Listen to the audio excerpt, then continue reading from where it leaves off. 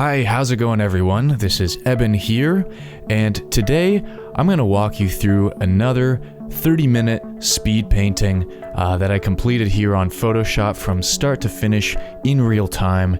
We're going to go through my whole speed painting process as it would apply to a landscape piece. Now, I created a rough thumbnail of this a few weeks ago for another video, and now I'm just kind of diving in. I've brought that thumbnail in as a reference on another monitor, and I'm just starting this one up from scratch so you can see how I would quickly sketch out a painting idea here in Photoshop in 30 minutes. So if you haven't already, please go ahead and subscribe to the channel and hit that bell notification button so you don't miss new videos I release every Wednesday, as well as live streams that I do every Sunday at 12 p.m. EST. So the first thing I'm doing here is I'm diving in with a simple gradient, and that's usually a great way to start, just to sort of set the tone of the piece, as well as to cover up any white spaces. Now, usually if you're working traditionally, you might do this by setting up some kind of glaze or underpainting, and this is essentially the same thing, it's just a little bit stronger. I'm also messing around with the levels adjustment a little bit to get a little bit more bright values in there. I have kind of a general idea of how I want this piece to play out in terms of the overall mood and lighting scheme, and that involves basically a simple dynamic between a dark, sort of shadowed foreground and then a brighter, distant landscape that's sort of illuminated by some ambient skylight, as well as a little bit of direct light, which we'll get to later on. But the first thing I'm really putting down here are just some simple shapes of value. I'm not really getting into color variety much at this point. I'm just sort of starting to establish a little bit of perspective, as well as my overall composition. Now, what you see here is pretty much the basic composition for the entire process. So within the first, 2 minutes of this painting, I've already pretty much established everything we need to know as far as how this is going to read from a distance. And that's really important to note too, is it does not take too much time to develop an idea like this, to set it up, and to create a sense of space in your composition. And that should really be the first thing you do when you open up a new canvas, is start with these large, simple shapes. Don't worry too much about texture or color or anything yet. Just map out your composition. Keep an eye on that navigator as well, so you know how it's going to look from a distance, because that's going to be the most important quality of your piece, is how it reads immediately from a small scale or from a distance, because that's going to inform how well it reads at any scale. So the next thing I'm doing here is I'm making some quick selections with the lasso tool, and that's going to help me define some of my foreground shapes.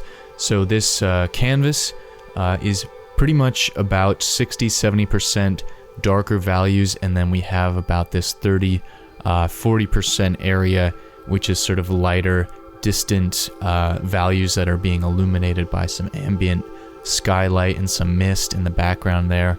So that's another thing to bear in mind as well, is you don't want to have a sort of an equal distribution of overall dark and overall light values. You just want to stagger that a little bit, so you're not, so there's no confusion as to what the focus is here and what the key elements of this painting are.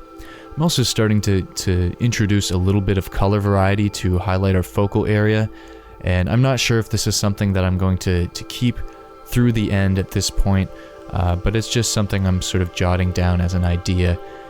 That's something you can do as well throughout the process, is instead of getting really deeply involved in one area or another, if you have an idea, see if you can figure out a quick shorthand way to express that idea, with some quick jots of color or texture in a certain area, or maybe even actually just writing little notes to yourself, but preferably something visual that just reminds you of an idea you had that you can return to later. Here I kind of had this idea of maybe having a little bit of green glow somewhere around these rocks in the distance, and so I just put a quick green color around there. It stands out, and it's sort of separated from the rest of the visual theme we have here.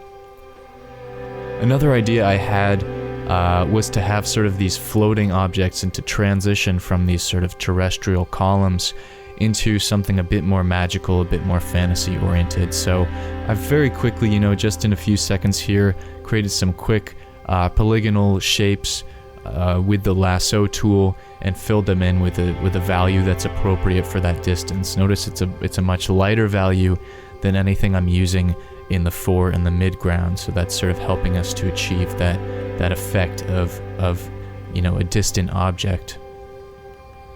And another thing I want to note before we get into developing these different areas as well is there's a clear directionality to these rock shapes, and you'll notice that they kind of diverge as they approach the top of the canvas there.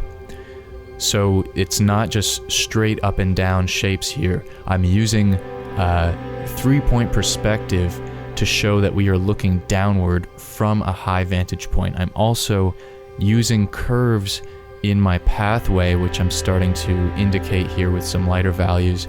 I'm using curves to show that we are looking downward, and these are what I like to call just general perspective shapes. It's not like linear perspective like you would see from from looking down the side of a building or some other straight line. It's just a general shape, a general trend that you often see in landscapes and 3D environments when objects are receding into the distance or they're following certain patterns of perspective. And it's just sort of a shorthand for illustrating that we are looking slightly down from our horizon line, which is somewhere kind of obscured in the distance, as well as we are sort of, at the base of these giant columns here. So they're facing slightly outward and sort of converging towards the bottom of the canvas, which is helping to create that impression as well. So next I'm kind of just going in with my mixer brush after I've sort of established some more concrete hard edges here and there. I like to go in and just sort of mess around with those edges, create a little bit of texture with my mixer brush. By the way, you can download these brushes from the link in the description below from my website there. I've had a lot of great feedback from students who are using this brush pack. It helps them kind of achieve more of a traditional style, which you can see here in this piece already. A lot of these brushes are sort of built with the traditional artist in mind and sort of, avoiding getting too overly complex with, various digital tools and stuff, really sticking to the fundamentals of creating strong paintings here. So you can check those out in the description below. You can also find links to my mentorship program as well, where I guide students through their own development as an artist, and basically it's a sort of a custom tailored program for you and your needs, and we can work together to sort of develop your art goals and figure out what skills you need to work on to improve your own artwork. So anyway, back to this painting here. I'm starting to develop some brighter highlights around my focal area, and I'm starting to create a bit of contrast there. And that's a really important element to developing any strong composition, is having at least one, maybe 2 or 3 key areas in a sort of hierarchy. You want one main focal point, as well as maybe 2 or 3 other smaller. You can really have as many focal points as you want, but you really want to have one that's sort of dominating the picture, one sort of destination that your viewer is always going to find themselves drawn to, no matter where they start in the canvas. And that's going to help create some focus in this piece. It's going to create some strong certainty about what's important and what story is being told here. In this case, the story is very simple. It's, we're walking down a pathway, and there's sort of a mysterious situation happening at the bottom of the hill here. There's some sort of rocks that appear to have some kind of magical property. They're floating a little bit. There's some cool clouds going around there. It just seems like a really important location, and sort of everything about how that's being depicted here is sort of is being relayed as being an important element of this painting. I'm also framing it with a lot of other objects, including these sort of vertical columns of rock on the right and the left side here, as well as some quick brush strokes I've used to create sort of a ceiling with those clouds that are serving as minor composition blockers. So, if the eye wanders up towards the top of the canvas, they're going to just be sort of swept around and then back down the other side and back into this focal area. So there's never really an excuse to leave the canvas and go look at something else. So here we are around 10 minutes into the process here, and once again at this point in the painting we've really established basically everything that's important about our overall composition and about how this piece is going to look from a distance. I'm not really making any significant compositional changes at this point. As you saw a moment ago, I did take that column on the right and I did a quick adjustment just to shift the perspective over. That's a really simple Photoshop trick. There's nothing to it really. I just made a selection with the lasso tool and copied and pasted that onto a new layer, then used the free transform tool. I've actually mapped the distort transform tool to Control Shift T, so I can quickly kind of skew that over a little bit to increase the dramatic effect of that perspective. And then I just hit enter, merged that down, and then literally just painted over those spots where it was before. And as you can see here, I'm only working on one layer. This is a personal preference of mine, and I think it's something that every student should at least try to explore at one point or another, or any artist. Even if you end up preferring to work on multiple layers or just keep stacking them up like I've seen some artists do, it's definitely a useful skill to be able to address things in a more traditional style approach and to be able to sort of paint freely in this way without worrying about sort of managing a whole bunch of different layers.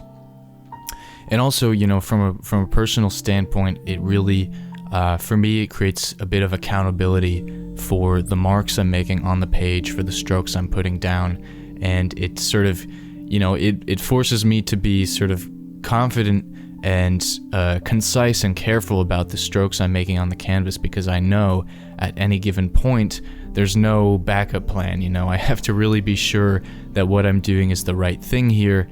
And that's just sort of a sense that I develop over time. And so, the rest of what I'm doing here in these few minutes is I'm starting to continue to develop that focal area. I'm adding in a little bit of detail there. I'm still kind of ramping up the contrast and the saturation there, so it's still the most important area of this painting. There's going to be a bit more detail there, a bit more texture, a bit more sort of crispness and clarity around that area. And what you'll notice is when you sort of pick that focal area and you develop it in this way, it tends to sort of trick the viewer into thinking that everywhere else in this painting is just as, meticulously developed. And that's just sort of a way our eye and our brain works, is when we're looking at this focal area and we see that it's more developed. And by the way, that's where they're going to spend most of their time anyway.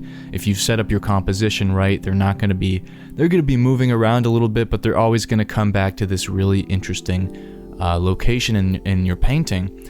And when you've set it up right and added a whole bunch of detail and developed that area, all these other areas that are more vague in your painting will tend to, it's almost like there's implied detail there. Your viewer will just kind of accept that they're less developed, and they will sort of fill in the details with their peripheral vision and with their imagination. So, you really, especially with a speed painting like this, or if you're just jotting an idea down, or if you just want to do something quick or work more efficiently, you really don't have to spend much time detailing other areas besides your focal point or focal points if you have multiple ones.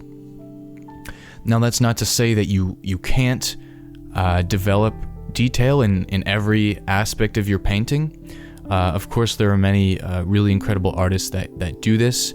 It does take quite a bit of time, and it's there's a risk involved as well. So really only the best artists can really pull that off effectively, because it requires sort of a careful consideration of how all those details are being set up and how they're interacting with one another and how they're directing focus within that painting. If you create a bunch of sort of equally interesting details throughout your whole painting, it's your eye is not going to know where to go. Your viewer is going to be sort of confused by all this visual information, and they're not going to know exactly what path to follow and exactly where to go, and it's not going to be an easy experience for them. So your goal is to make the viewing experience of your painting easy. You want it to be sort of comfortable and interesting at the same time. So but definitely with a focus on comfortable. If there's too much noise, if there's too many distracting elements in your painting, it's just going to be a turn off for your viewer. So you just want to be careful if you are choosing to create a whole bunch of detail in other areas, or at least if you do, you can use methods like one I'm using now, which is just to sort of create, grab a quick selection either with the wand tool or with your lasso tool, where there's going to be a textural or a lighting shift. Just grab that area and use a large textured brush within that selection to create some quick impressions of detail. That way, you can at least sort of create the illusion of having spent a lot of time detailing that area, but without actually having to put that time in, which is going to save you time and frustration as an artist.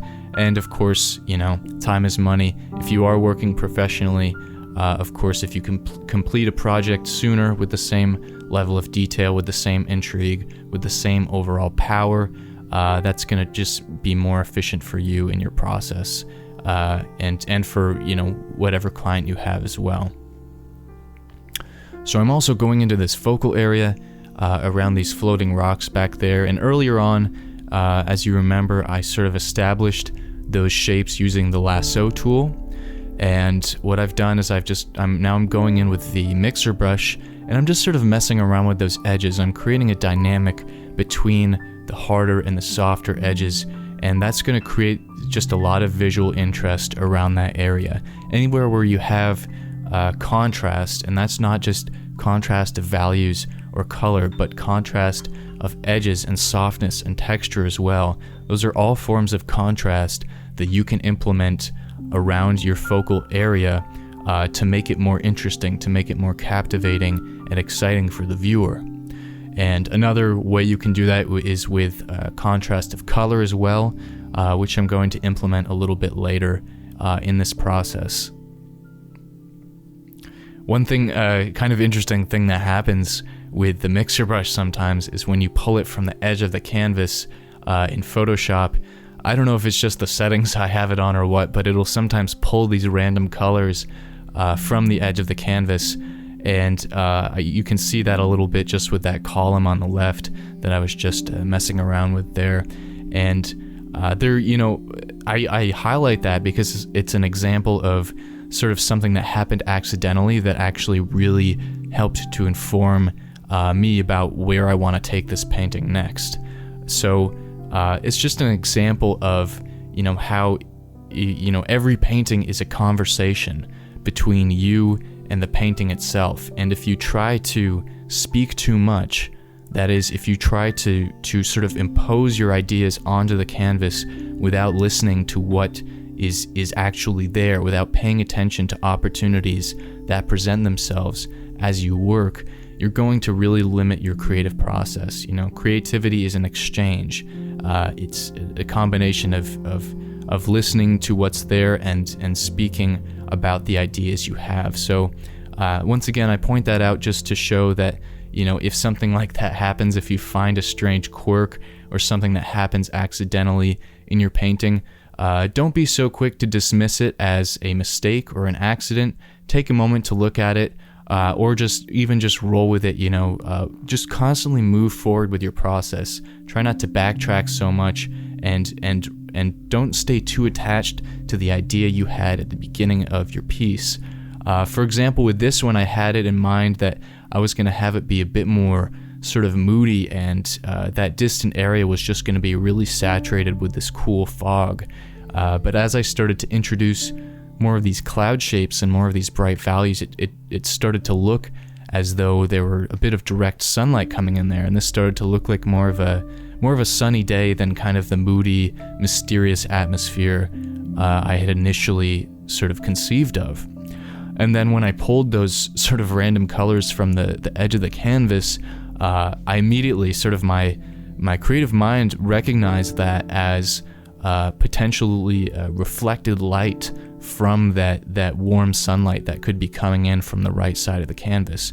Now, the direct light isn't reaching into this deep valley that we're looking down from, but some of it could be hitting sort of the very tops of those columns, and when that happens, it'll keep bouncing between them and creating a bit of sort of warmness around that upper area. And so I saw that opportunity with that sort of glitch with the mixer brush, and I just sort of went with it. And you'll see as I continue to develop this piece, I'm actually going to push that effect even more, and that's going to sort of help me create a bit more color variety and a bit more overall interest in this piece. Because right now it's just really largely dominated by cool colors and sort of really blue centralized. Even the reds and the grays are a little bit on the blue end of the spectrum.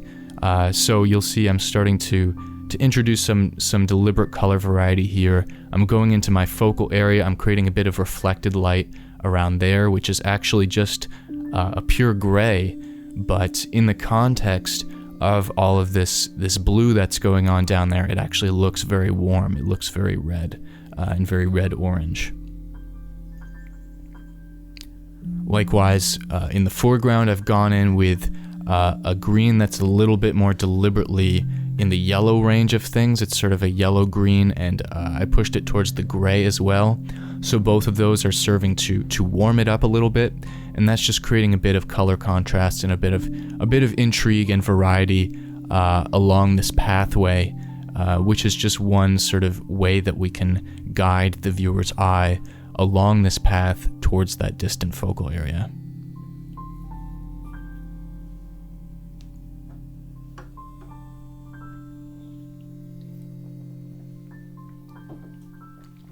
Now, the next thing I'm doing is I've created a quick selection there around these sort of silhouetted shapes, and I've just created a layer on linear dodge mode with the brush on linear dodge mode as well.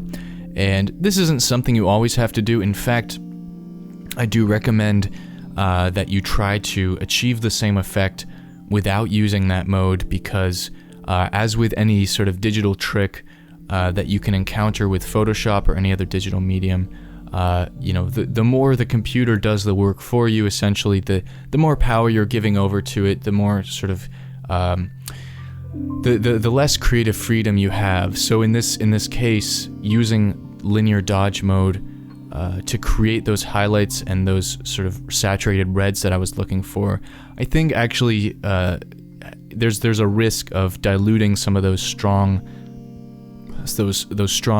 blues in the shadow there as well, and which would not be the case if I were to sort of go in and sort of manually paint out some of those red and yellow highlight tones that I was looking for there. In this case, since this is a speed painting and I just want to get this idea down quickly, I thought that was a suitable alternative. And once again, that's not to say that you should not use these digital tools.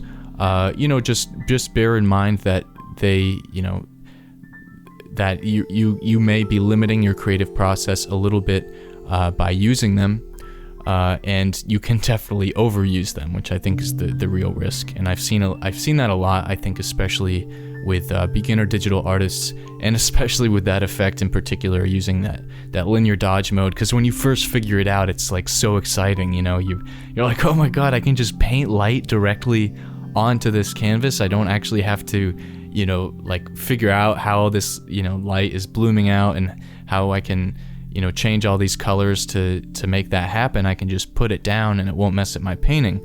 It's a really cool trick, and definitely can bring your painting to the next level if you use it tastefully and in the right areas.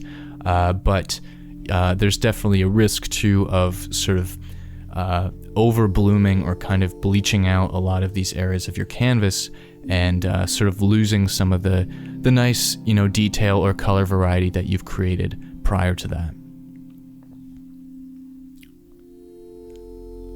So again, I've noticed that the overall color palette here at this point in the process is just a little bit, it's overall pretty cool. There's not so much of a dynamic color balance range. So I'm doing two things here. I'm bringing up my levels. You'll notice I brought up the shadow values to use the whole range of values. Now I say this a lot, but you don't have to use your full range of values. It just depends upon what kind of mood you want to create. But as a general rule, it's good to be using that full range. If you're uncertain about it, it will create more contrast. It will make sure that your viewer is seeing, a dynamic image, and that's just generally a bit more eye-catching than if you just haven't quite used all those darkest darks and lightest lights. That being said, if you're trying to create a really moody or like subdued image or, maybe more nostalgic, you may not want to use that full value range. And I've also, the second thing is I've gone in and done a quick color balance, and you'll see me kind of messing with this a little bit, especially towards the end phase of this 30-minute process.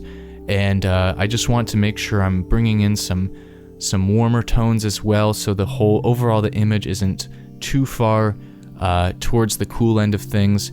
I want to make sure there's a bit of dynamics, a bit of a conversation happening between the warms and the cools. And also I'm going in with this mixer brush, and I'm just sort of messing around with the landscape a little bit.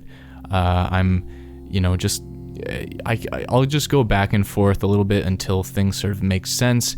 Notice, I've gone over some of these places multiple times, either with a mixer or a textured brush, and you'll see me go over them again. And, that kind of experimentation is what should be happening at this phase of the process.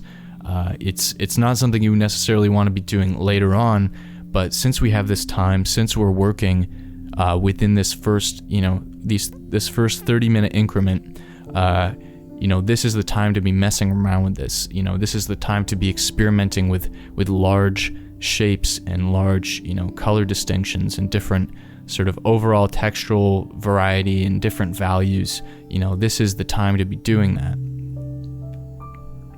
So, once again, as I noted before, I'm kind of running with this idea of having some reflected light bouncing around the inside of this canyon here.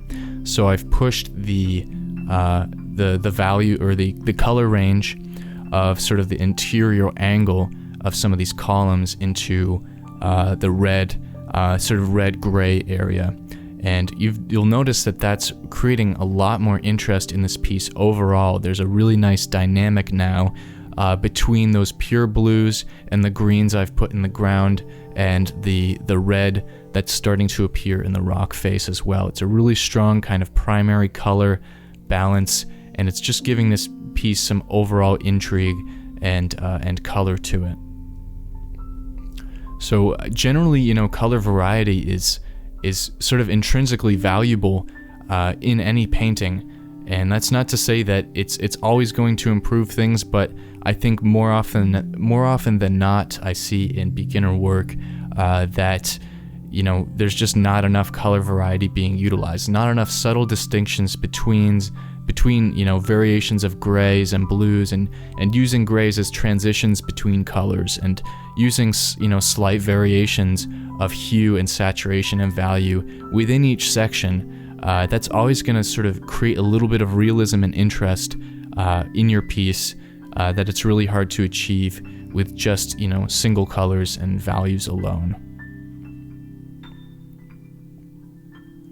So in these last couple minutes here, I'm just throwing in some finishing touches on this one. Once again, I'm going in with that mixer brush and pretty much just painting over everything I did before. And I really want to make sure these shapes are clear, that there's movement, that there's directionality here, that the perspective is clear. you know, and that's really the most important thing I can express within this, you know, this first phase of the painting is how well all of these simple shapes are articulated, how well this is reading from a distance overall, and, you know, is my focal area clear? Is it strong? Is it captivating? Is it, you know, interesting to look at? And does the rest of the painting support it? Are all the lines, you know, leading from the edge of the canvas, are they all leading to the same place? Or if they're not, are they leading at least to a secondary place that will lead to that first place? You know, here I'm kind of envisioning, no matter where we start on any edge of this canvas, there are lines of directionality leading us down to that path at the very least. And the path gets more contrast as it recedes into the distance, so it becomes more interesting. So if you land anywhere on that path, it's going to bring you out towards that distant area, and it's going to make this whole this whole painting sort of support that as the primary focus.